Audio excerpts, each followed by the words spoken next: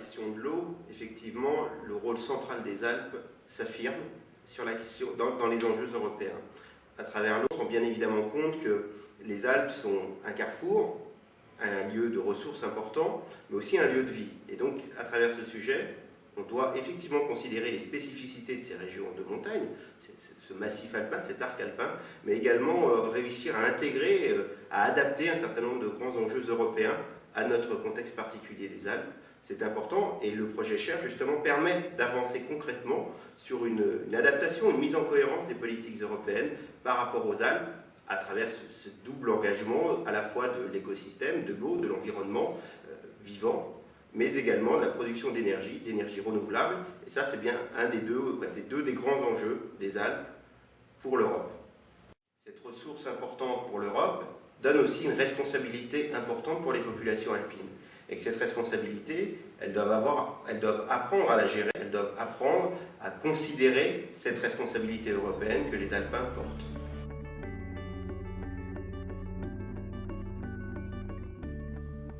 L'hydroélectricité est effectivement un enjeu très important pour les Alpes parce que c'est la principale source d'énergie renouvelable qu'on trouve au niveau européen. Et l'hydroélectricité est effectivement une des composantes les plus importantes de la production d'énergie dans les Alpes.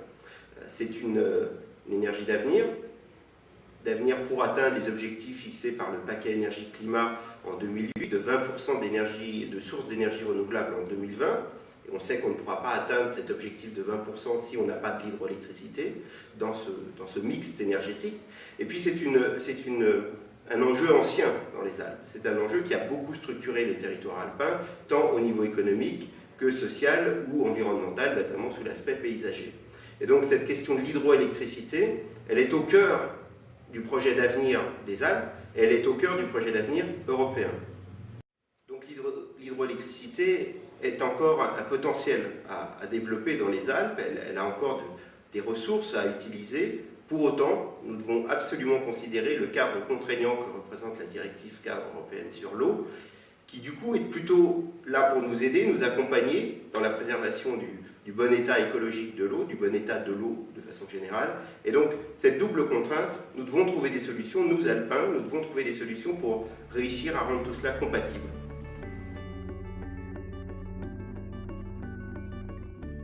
L'histoire des Alpes s'est largement structurée autour de l'eau, autour des cours d'eau, autour des rivières, des torrents. Elle s'est structurée, cette histoire, de l'eau et des habitants, de façon écologique, environnementale bien évidemment, mais aussi au niveau des activités économiques et également au niveau des activités administratives ou politiques. On sait que de nombreuses communes sont délimitées par leurs cours d'eau. Elle est donc très importante, cette question du lien entre la population permanente, la population, les habitants des Alpes et l'eau. On sait également que cette eau, elle a souvent été dans de nombreuses vallées un élément longtemps abondant, qu'on a considéré plus comme un aspect de risque naturel, notamment à travers les crues, à travers les avalanches, sous la forme de neige, ou les contraintes liées à la présence de glaciers. Aujourd'hui, cette ressource en eau, elle est toujours aussi importante. Elle est aussi une façon finalement de comprendre comment fonctionne la société montagnarde, avec à la fois une composante agricole, qui a toujours beaucoup besoin d'eau, une composante touristique forte, avec évidemment la neige, et aujourd'hui la neige de culture, la neige de production, mais également les activités d'eau vive, les activités touristiques ou thermales de façon plus générale, qui est une composante importante de l'économie alpine. Et puis bien évidemment, l'eau, elle apporte beaucoup en matière d'énergie, grâce à l'hydroélectricité, mais en même temps, elle apporte aussi beaucoup en eau potable pour les populations alpines et pour les touristes qui viennent, mais aussi eau potable des grands centres urbains. On a donc là effectivement beaucoup d'activités qui peuvent être potentiellement en conflit les unes avec les autres. En tout cas, c'est un élément qu'il faut considérer dans nos travaux et dans nos réflexions institutionnelles au sens large pour mieux organiser l'utilisation de la ressource en eau.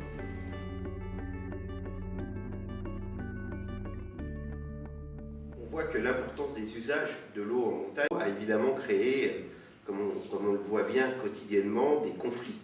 Et ces conflits, la société montagnarde a souvent imaginé des gouvernances originales pour pouvoir les régler, pour pouvoir rapprocher les gens, pour que justement les différents intérêts se rencontrent. Aujourd'hui, Cette gouvernance, elle est en difficulté par rapport aux enjeux européens, aux enjeux institutionnels, nationaux ou régionaux, mais elle est également en difficulté parce que le système de décision est de plus en plus complexe.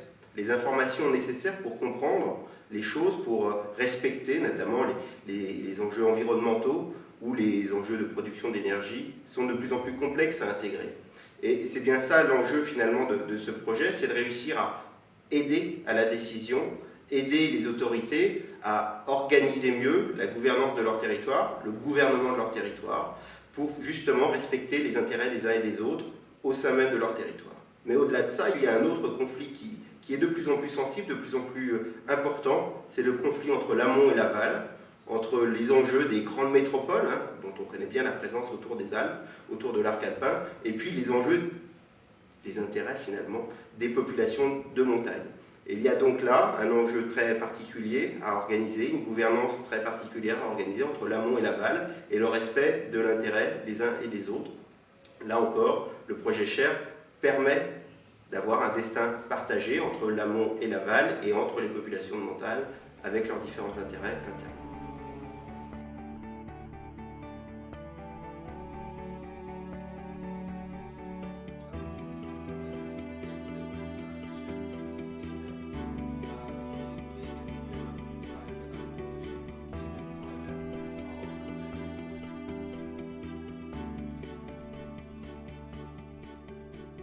Flusslandschaften sind äußerst komplexe und dynamische Ökosysteme, die wegen ihrer Vielfalt an unterschiedlichen Lebensräumen auch eine hohe Biodiversität an Pflanzen und Tieren auszeichnet.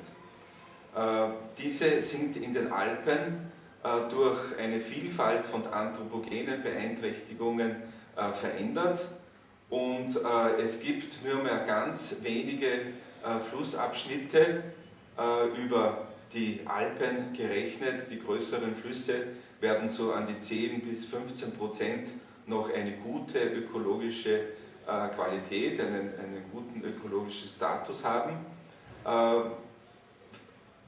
Verzweigte und gewundene Flussabschnitte sind verglichen mit der ursprünglichen Situation überhaupt nur mehr im Prozentausmaß vorhanden. Und aus diesem Grund ist es besonders wichtig, intakte und noch natürliche oder naturnahe Flussabschnitte zu schützen, unter Schutz zu stellen und auch die Realisierung von Renaturierungsprojekten voranzutreiben. Die Ökosystemleistungen, die einem Flusssystem zugesprochen werden, sind auch sehr vielfältig. Auf der einen Seite ist es die Biodiversität, also die Artenvielfalt an Pflanzen und Tierarten, die da vorkommen, aber es ist natürlich auch ein Landschaftswert, ein Empfindungswert dieser Flusslandschaften, ein touristischer Aspekt, der besonders in den Alpenländern von Bedeutung ist, und eine Reihe anderer Leistungen, die diese Flusssysteme vollziehen müssen. Zum einen Trinkwasser zubereiten, Kontakt zu Grundwasser herzustellen, also ein Austausch, ein Transportsystem, das heißt Sediment muss von oberen Lagen in tiefere Lagen verfrachtet werden. Also der Fluss übernimmt eigentlich sehr viele Aktivitäten, die sonst niemand oder der Mensch dann machen müsste. Auf der anderen Seite hat ein Fluss auch einen ökonomischen Wert, also wirtschaftlichen Wert. Fische zum Beispiel, die Fischproduktion, aber auf der anderen Seite natürlich auch die Wasserkraftnutzung und andere Bewässerung zum Beispiel von landwirtschaftlichen Flächen.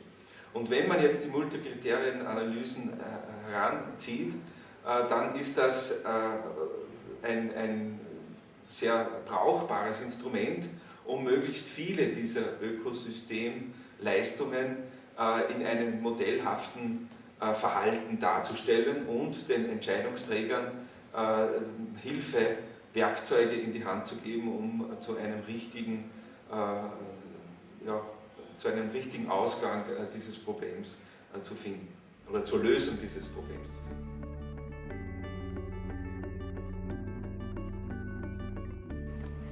in den verschiedenen Pilotregionen sind unterschiedliche Kriterien wegen der unterschiedlichen Verfügbarkeit von Informationen und Daten herangezogen worden. Und so denke ich, dass die Gesamtheit aller Pilotregionen die richtigen Ergebnisse für das Share-Projekt liefern werden. So wird es sicherlich welche geben, die einen sehr kompletten Datensatz haben, also eine Vielfalt von Kriterien für das Modell gerechnet werden können. Auf der anderen Seite gibt es welche mit wenigen, aber in der Gesamtheit können wir die Vielfalt der Auswirkungen der Wasserkraftnutzung, aber auch der Benefits, die in der ökonomischen Weise entstehen werden, dann sehen.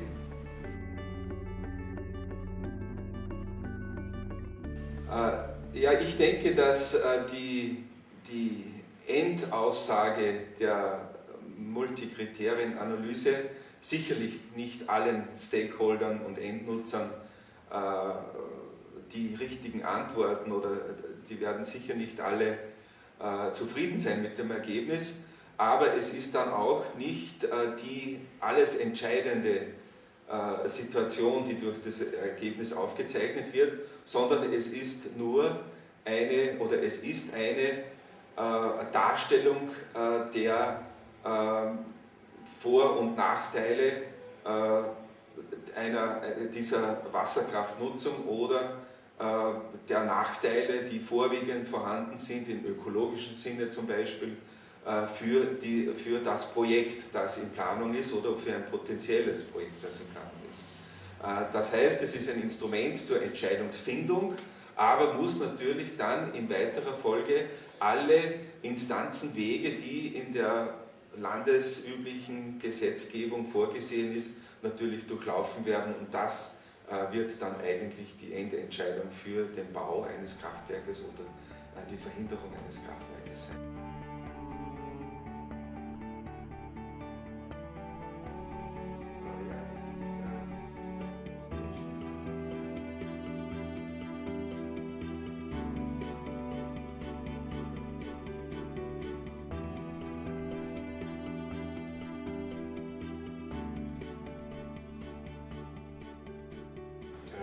Diesen Ausbau der erneuerbaren Energien durch die Wasserkraft kann man durch einen Neubau von Anlagen, die ökologisch strengen Kriterien unterliegen, geschehen, beziehungsweise man kann auch durch den Umbau, Erneuerung, Renovierung von bestehenden Anlagen eine Zunahme der erneuerbaren Energien erhalten.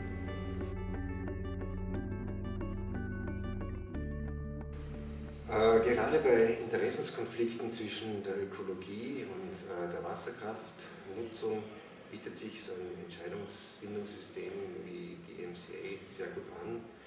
Damit kann man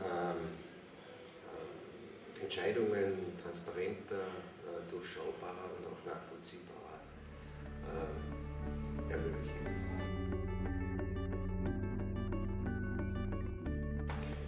Ja, es gibt zum Beispiel einige Share Pilot Case Studies, die sich mit der Restwassernutzung befassen und durch den Einsatz eines MCA, eines Decision Support Systems, kann hier eine für den Wasserkraftbetreiber sehr gute Lösung gefunden werden oder vertretbare Lösung gefunden werden und auch die ökologischen Randbedingungen dementsprechend garantiert werden. Andere Case Studies, zum Beispiel in Bodendorf, beschäftigen sich mit Stauraumspülungen. Auch hier können durch den Einsatz so eines Entscheidungshilfesystems eine für den Betreiber gute Lösung und auch für die Ökologie eine vertretbare Lösung gefunden werden.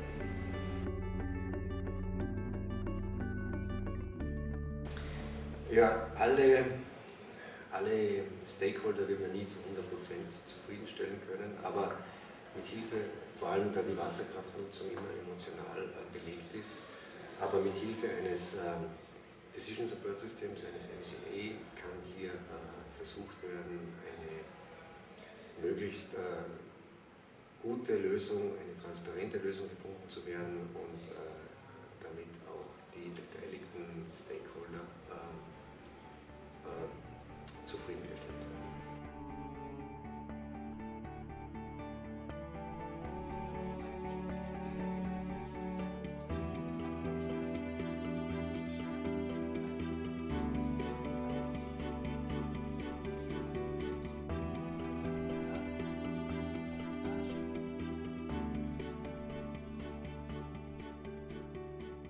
Faire la balance, ou plutôt en français, avoir une approche équilibrée dans la prise de décision concernant des aménagements hydroélectriques repose en fait sur un principe simple et ambitieux à la fois, celui tout d'abord de prendre en compte, de prendre en considération l'ensemble des enjeux et des intérêts locaux qui sont potentiellement impactés par cette prise de décision, puis dans un second temps d'évaluer comment chacun de ces enjeux, intérêts, ce qu'on appelle les critères, sont impactés par les différentes hypothèses d'aménagement.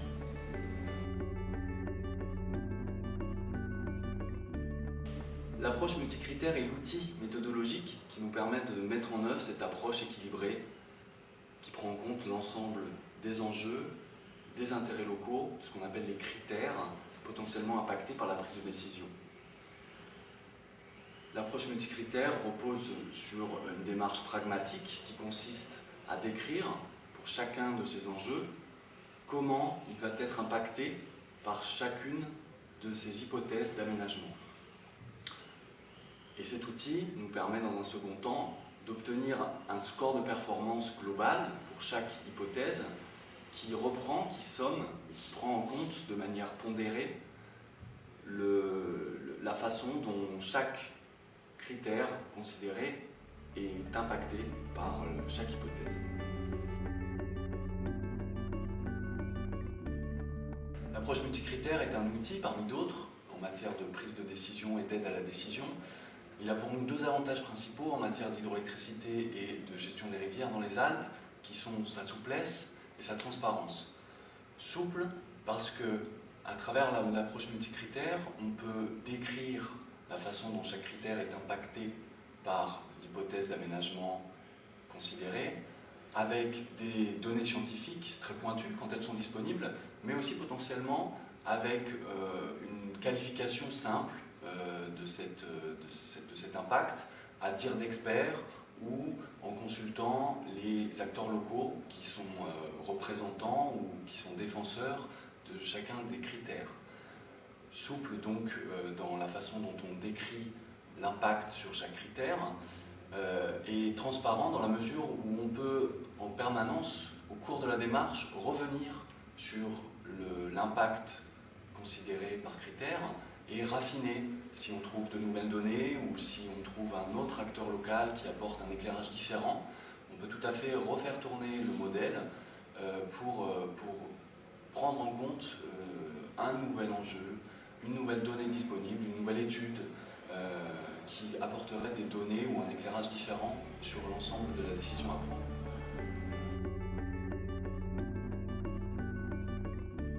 Évidemment, l'approche multicritère et les outils d'application de cette approche que nous avons développés dans le projet SHARE restent des outils d'aide à la décision.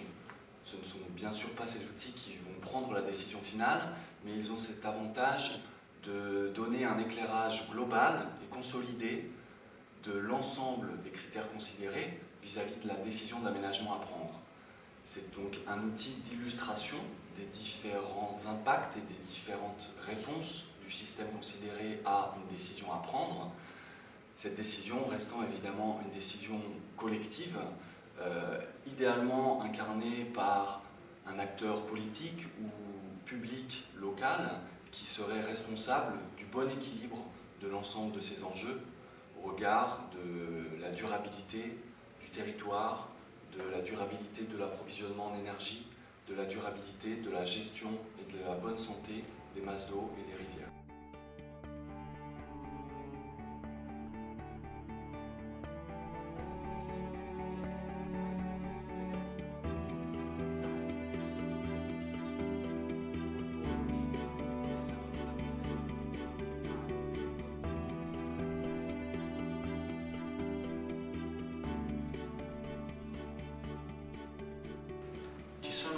molti interessi legittimi che ruotano attorno alla risorsa fiume, che fornisce beni e servizi molteplici all'interno dell'arco alpino. Questi beni e questi servizi possono essere quantificati in un modo più o meno semplice, più o meno immediato, e possono essere confrontati tra di loro. Questo tipo di attività, che sostanzialmente fa capo alla sostenibilità dell'uso della risorsa idrica, è attualmente in carico alle amministrazioni locali. E questo avviene più o meno su tutto l'arco alpino.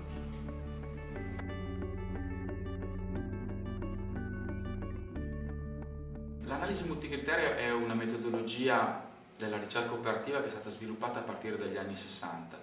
È stata sviluppata per aiutare a prendere le decisioni migliori nell'ambito di contesti molto complessi in cui erano in gioco tanti interessi e numerose basi di dati, una situazione di fatto in cui la scelta non veniva effettuata in un modo immediato e facile.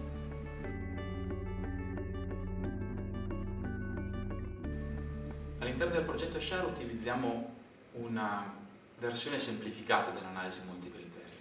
È un po' come avere a disposizione una bilancia virtuale dove gli interessi dei vari portatori di interessi che ruotano attorno alla risorsa fiume vengono identificati e pesati. È un po' come avere una cassetta degli attrezzi con cui smontare un problema complesso come la sostenibilità della risorsa fiume, scomporla in diversi elementi e pesarli uno ad uno d'accordo con i portatori di interessi di ognuno di questi comparti.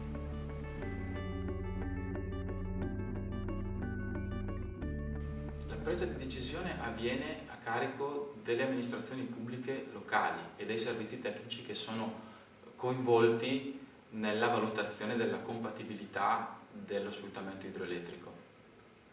È chiaro che uno strumento come l'analisi multicriterio aiuta i decisori a scegliere la soluzione migliore e permette di scomporre, un po' come con una cassetta degli attrezzi, un problema complesso in tanti pezzi più facilmente gestibili in modo separato. In ogni caso il progetto SHARE propone un approccio metodologico, un metodo, uno strumento che aiuta a prendere la decisione migliore, ma non la prende da solo, non è una slot machine, non è uno strumento che ottimizza la situazione, è un supporto alla presa di decisione, aumenta la qualità delle decisioni che gli amministratori locali possono operare.